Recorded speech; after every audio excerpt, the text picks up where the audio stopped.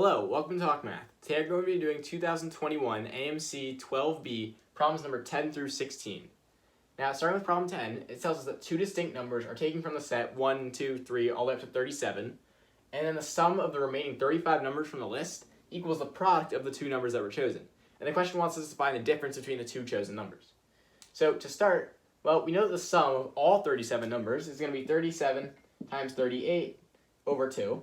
And now if we take away those two numbers, call them x and y, we know that this equals x times y. So now all we need to do is solve this equation. Well, this is handing us 37 times 19, and 37 times 19 is going to be 703.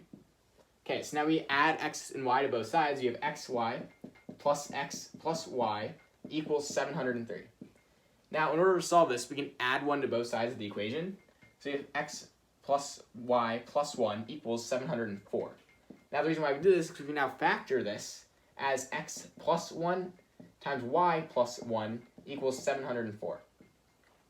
Now, what we need to do is find the integer solutions in the factor of 704 and figure out what numbers fit in this equation. So, finding the factors of 704, we see that 2 goes in, and then we have 352. We can take another 2 out. We have a 176, another 2, and then an 88. And that's going to give us a 2 cubed and 11. So it's going to be 2 to the 5th times 11.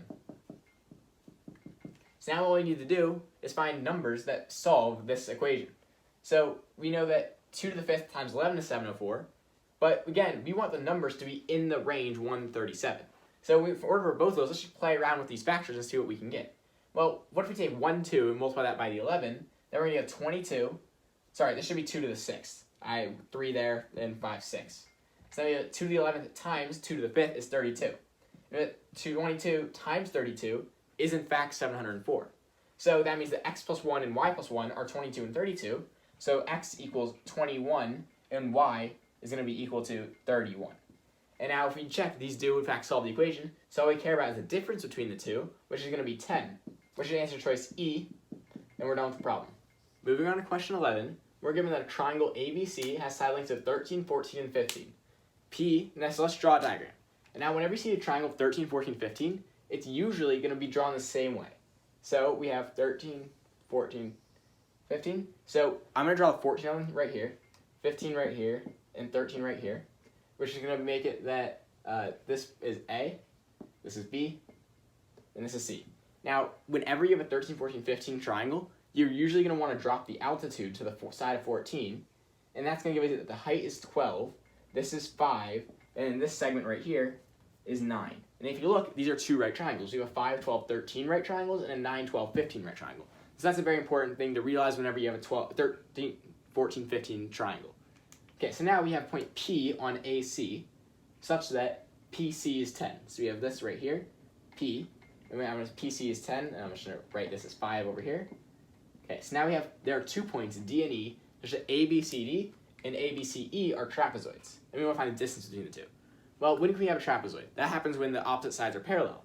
So if we take this side right here, AB, and we translate it over here, right here, such that this is parallel to this, then this one point, we want to when this line intersects BP. So if we draw in BP, these are going to intersect right at this point right here. And if we were to take the trapezoid A, B, C, D, that will give us a trapezoid. So we want to know what is this point right here. Now the other point is going to be taken from translating BC and moving that up. So if we take BC and we move it up, we see that that intersects right here. Intersects BP right here. Now, I'm going to call this point E, and we need to find the distance ED. Now, in order to find, I'm going to find point E first, and we can do this using similar triangles. If we look at this triangle right here, APE, and BPC, we see that they're similar because this angle is the same. And then we have it because the AE is parallel to BC, we have this angle right here is parallel to this angle. Or sorry, it's congruent to that angle. And so because they're similar, we have that 5 plus 9, which is 14, over 10 must equal the distance we're looking for over 5. So we have 14 over 10 equals x over 5, so then x is equal to 7. So that means AE, this distance, is 7, which means that since BC, let's just call that parallel to the ground, then that means that this is going to be 7 points over to the side. So putting this on a coordinate plane, we can see that A will have coordinates 5, 12, which means that E will have coordinates 12, 12. Well, now we see that E is points 12, 12, and we called B 0, 0 originally when we defined our coordinate system. So that means that BP is the line y equals x. This, because it runs to the point 12, 12, this line must be y equals x.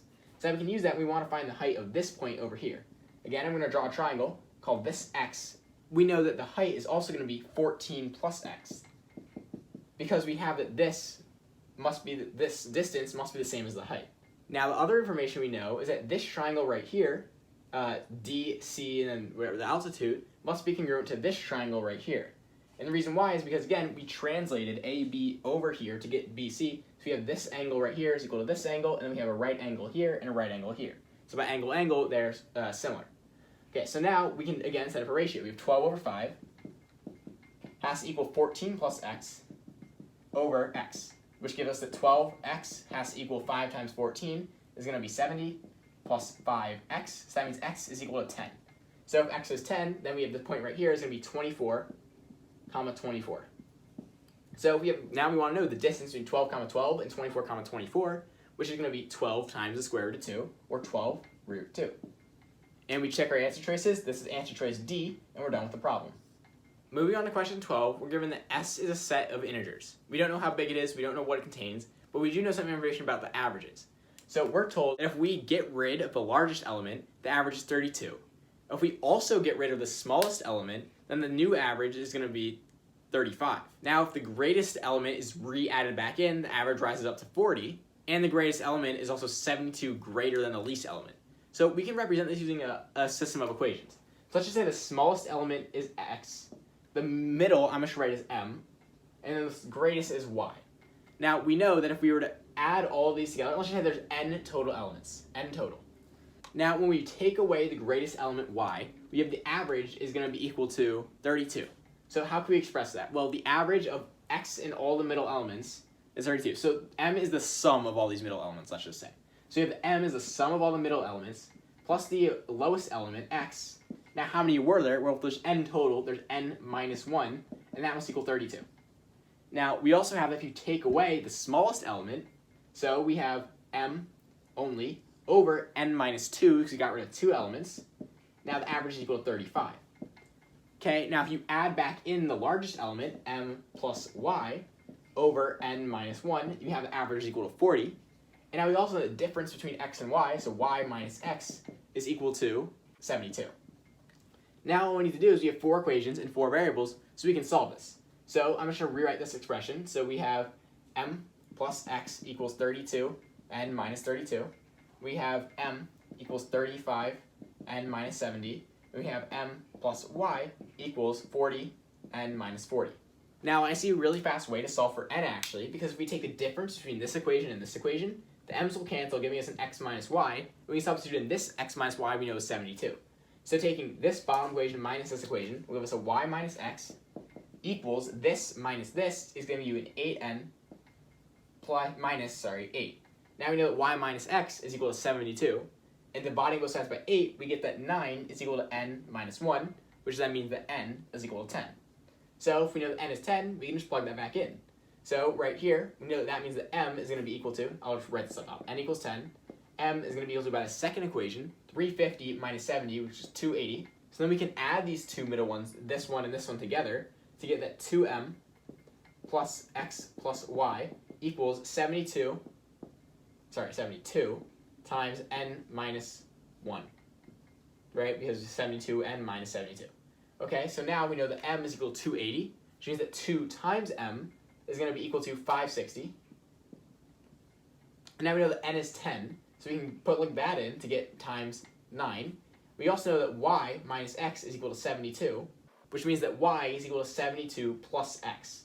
So we have 560 plus x plus 72 plus x equals 72 times 9. Now what we need to do is solve for x. So let's do that over here. We have that 2x equals, subtracting 72 from both sides, we get a 72 times 8 minus 560. Okay, so now I'm going to divide both sides by 2 to get that x equals 72 times 4 minus 280. So doing that really quick, we have 72 times 4 is going to be 288 minus 280 equals 8, which which means that y is going to be equal to 72 plus 8 is 80. Now what we need to do is find the average of everything. So x plus m plus y is 88 plus m, which equals 280, and divide it by the total, which is 10. Well, 88 plus 280 is going to be 368 divided by 10 is going to give us 36.8, which is answer choice D, and we're done with the problem. Moving on to question 12, we want to find all the solutions to this trig expression such that theta is between 0 and 2 pi. And that's 1 minus 3 sine theta plus 5 cosine 3 theta. Now when I look at this, we might be able to simplify a little bit by using triple angle formula for cosine, but I actually tried that and I didn't really get anywhere with it. So right now, I'm just going to end up graphing this by graphing every multiple of pi over 6. And while it will take a while, I'm not familiar with any faster way of solving it at the moment, but if there is a faster way of solving it, I will update this video on how to solve it that way. So let's start graphing it. So we have starting at 0, and we're going all the way up to 2 pi. Now I'm going to add in some hash marks. We have pi, and we have right here is pi, 3 pi over 2. Then right here we're going to add in pi over 2. Now we need to graph every pi over 6, because we have this cosine of 3 pi makes the periodicity much faster. Okay, so I went and added in all of these marks right here. Now we just need to graph. So let's do the big ones first. So plugging in 2 pi into this, we have 1 minus sine of 2 pi is going to be 0, so that doesn't matter. And cosine of 6 pi is going to be positive 1 times 5, and 1 plus 5 is going to give us 6. So I'll just add that 6 up here and mark that down. Now plugging in 0, let's go to sine of 0 is 0. Cosine of 0 is 1, so we have a 1 plus 5 is also 6, so it starts over here too. Now plugging in pi, we have that sine of pi is 0, and cosine of 3 pi is going to be equal to negative 1, so we have a 1 minus 5 is equal to negative 4, and we're down here. So let's add that in, negative 4. Okay, well now we have plug in 3 pi over 2. We have that sine of 3 pi over 2 is negative 1, so we have 1 plus 3, which is 4. And now we have a cosine of 9 pi over 2 is going to be 0. So we had a 1 plus 3, which gives us 4, and we're about here. I'll add that in, 4. Okay, now plugging in pi over 2, sine of pi over 2 is 1, so 1 minus 3 is negative 2. And cosine of 3 pi over 2 is going to give us 0, so we're at 1 minus 3, which is negative 2. We're about right here. I'll add that in, negative 2. And remember, these don't matter to have to be exact. We're trying to figure out when they're 0. So by graphing it, we can just see how many times it hits 0 on this line. So now plugging in each point in between, we see that plugging pi over 6, we have sine of pi over 6 is going to be equal to 1/2. So we have 1 minus 3 times 1/2 is going to be negative 0.5 plus cosine of pi over 2. And cosine of pi over 2 is going to be 0, so we should have negative 0.5, which means we're down. I'm just going to draw it right here because it doesn't actually matter, as long as you know it's greater than 2. Now plugging in pi over 3, we have sine of pi over 3 is going to be equal to root 3 over 2. So we have a 1 minus 3 root 3 over 2. Now I'm just going to approximate this really quickly, and I'll use this approximation for the rest of the time. So from here on out, we'll be using 3 root 3 over 2 is approximately 2.8. So we have then plus a 5 cosine of pi over 3 times 3. Pi over 3 times 3 is pi. Cosine of pi is negative 1. So we have 1 minus 5 is negative 4.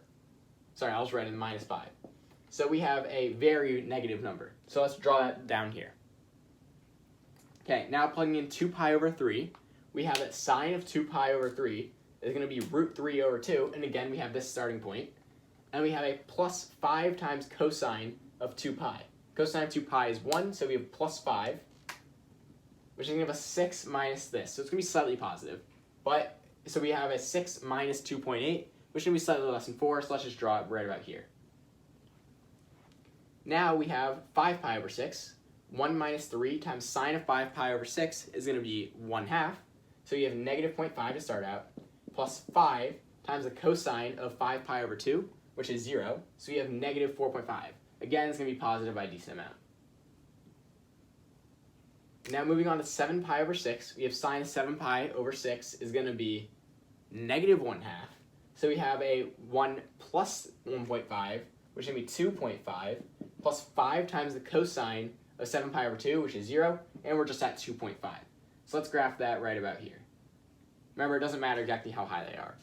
So now we have, plugging in 4 pi over 3, we have sine of 4 pi over 3 is negative root 3 over 2, so we have a 1 plus 2.8, and then we have a plugging cosine of 4 pi is going to give us a 1 plus 5, it's going to be positive by a lot.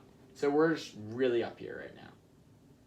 Now, we already did this one, so plugging in 5 pi over 3, we have sine of 5 pi over 3 is going to be negative root 3 over 2 again. So we're starting off with 1 plus 2.8.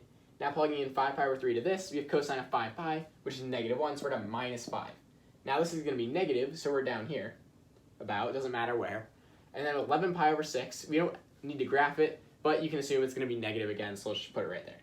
So now what we do is connect all the points. So we're starting up here, we go down, and then up, and then down, and then we go up again, and then we go down, and then we go up.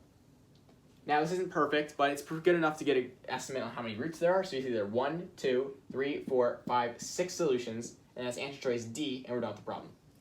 Now, even though you're not allowed to do this in the test, I'm going to put up a graph of what this looks like on screen so you can get a better mental image. Moving on to question 14, we're given that ABCD is a rectangle, so let's draw that in. I'll start over here. A, B, C, D is a rectangle, and we have that DM is a segment perpendicular to the plane of ABCD. Now, I can't draw that well, but I'm just going to draw a dotted line out here, M. And so you just have to imagine that that's perpendicular coming out of the whiteboard. So now we have that DM is integer length, so I'm just going to call that H for now. And then the length of MA from here to here, MC from here to here, and then MB from here to here are all consecutive odd integers. Now, if they're consecutive odd integers in that order, so MA is the smallest. So I'm just going to call MA A. That means MC has length A plus 2, and MB has length A plus 4. Now, I'm not going to write those in, but that's what they have. Now, we want to know what is the volume of A, B, C, D, M. So this means that we need to find C and D and A, the size of the rectangle, and then we can easily find the volume. Well, how do we do this? Well, I'm going to call the sides X and Y, and now we can write some system of equations. So we have the X squared plus H squared equals, remember we called this length is A plus 2 squared, just by Pythagorean theorem. Now we're using this triangle right here, we have Y squared plus H squared equals A squared. And now for the length from M to B, we have X squared plus Y squared. Well, root of that will give us the diagonal.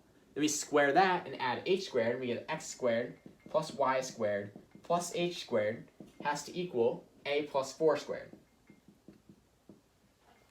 Now I'm going to rewrite the right-hand side, expanding these out. So A plus 4 squared is going to be equal to A squared plus 8A plus 16. And this one right here is going to be equal to A squared plus 4A plus 4. Now let's see what information we can get out of these equations. And I noticed that if we take this equation plus this equation and subtract this equation, we'll get a nice formula for H squared because the X squared and Y squares will cancel out. So adding these two together, we get X squared plus Y squared plus H squared minus X squared plus Y squared minus H squared is going to be H squared on the left side, and that's it. So you have H squared is going to be equal to, now on the right side, we have this plus this is going to be 2A squared minus A squared is going to give us an A squared. Now we have 4A minus 8A is a minus 4A, and a 4 minus 16 is a minus 12. Now, what can we figure out from this equation? Well, what restrictions do you have to keep in mind? Well, H has to be an integer, and A has to be an odd integer. Well, we can plug in odd integers for A and see what happens. So what happens if we plug in 1 for A? Well, we get a negative number, and that obviously can't be the height, so let's move on. What if A is 3? Well, if A is 3, again, we get a negative number, so move on. If A is 5, you get 25 minus 20. 5 minus 12 is, again, a negative number. Let's plug in 7. A being 7 will give us a 49 minus 28, which will give us a 21, and 21 minus 12 is 9. Wait a second, H squared equals 9, that means H equals 3. Maybe that will work, so let's test it. So we have H equals 3, and A equals 7. So what would that make X? So that would make this segment 9, and this segment 11. So let's see if this works. So if we take 81 minus 9 is going to be 72, so X is root 72. Now if we do this triangle, we have 7 squared is 49, minus 9, we get root 40 for Y. Now we must have, in order for this to work, that 72 plus 40 plus 9 has to equal 121. So we have 121 equals 72 plus 40 plus 9. And look at that, it does in fact work. So this is the solution. Now I didn't prove it from scratch, but we can see it just by checking after we solve these equations that this does work. So now what we need to do is find the volume. So we have root 72 times root 40 times the height, which was 3, all over 1/3 because it's a pyramid. The 3's cancel. 40 is the same thing as 2 root 10. 72 is the same thing as 36 times 2, or times 6 root 2. So you have that 12 root 20. But again, we can take out another 2, so you have 24 root 5. And this is answer choice A, and so we're done with the problem. Moving on to problem 15, we're given this pentagon, and we're told that every single line drawn in this figure has length 2. Now I tried my best to recreate the drawing, but it's pretty accurate, but not quite. So we have this is 2, this is 2, everything's 2, so that means we have some equilateral triangles in here. And the goal is to find the area of this pentagon. So looking at this, how can we do that? Well, we notice that we can find the area of this equilateral triangle, but it overlaps, and it's kind of hard and annoying to find the area of that section right here in the middle, so we don't really want to go for the individual equilateral triangles. Well, maybe we can make our own triangles. What happens if we're drawing this diagonal right here? And this one right here? Well, we know since these are equilateral triangles that this is a right angle, this is 1, and then from here to here is root 3. And then by the similar idea, this is root 3 also. Well, look at that. We have from here to here is root 3. We know that if we take in this base right here and we add in the altitude, we know that this is 1.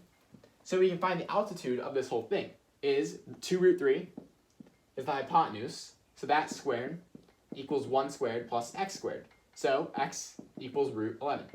That means the height from here to here is root 11. So I'll just add that into the side.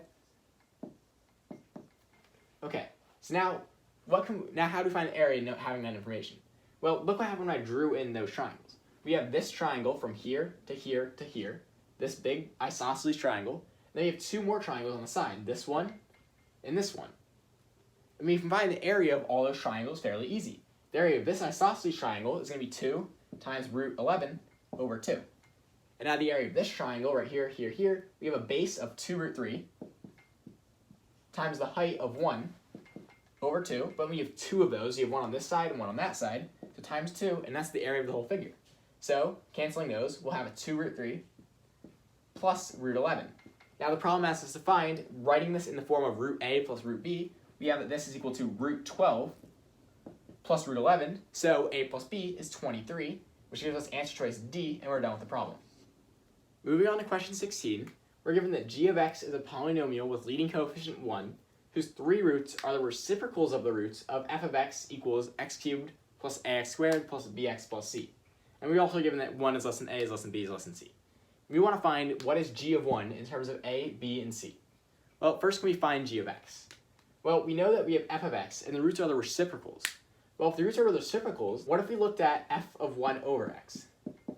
We see that the roots of this equation would be the reciprocals of the roots of f of x. So what is f of 1 over x? Well, this is equal to 1 over x cubed plus a over x squared plus b over x plus c. Now we have the roots of this are in fact the reciprocals of this. But f of 1 over x is not a polynomial. Can we make it a polynomial though? Well, what happens if we multiply by x cubed? So we multiply this whole thing by x cubed. Well, all we did is we added in the root of 0. And this doesn't really matter. So what happens if we expand this out? We get 1 plus ax plus bx squared plus cx cubed. And this is our polynomial, and it would have roots of 1 over the roots of f of x. But the problem is that g of x has a leading coefficient of 1. This polynomial does not have a leading coefficient of 1. So we need to divide out by c. So we have that g of x is equal to 1 over c plus a over c plus b over c plus x cubed. Sorry, I forgot all the x squareds and x. Now what we need to do is find g of 1. Well, plugging 1 to this, we have a 1 plus b over c plus a over c plus 1 over c. And this gives us, 1 is really the same thing as c over c. So we see that the sum of the roots of g of 1 is equal to 1 plus a plus b plus c all over c, which is answer choice A, and we're done with the problem. Thank you for watching. I really hope you enjoyed the video. Please like and subscribe if you want to see more like it, and feel free to leave any comments or suggestions down below.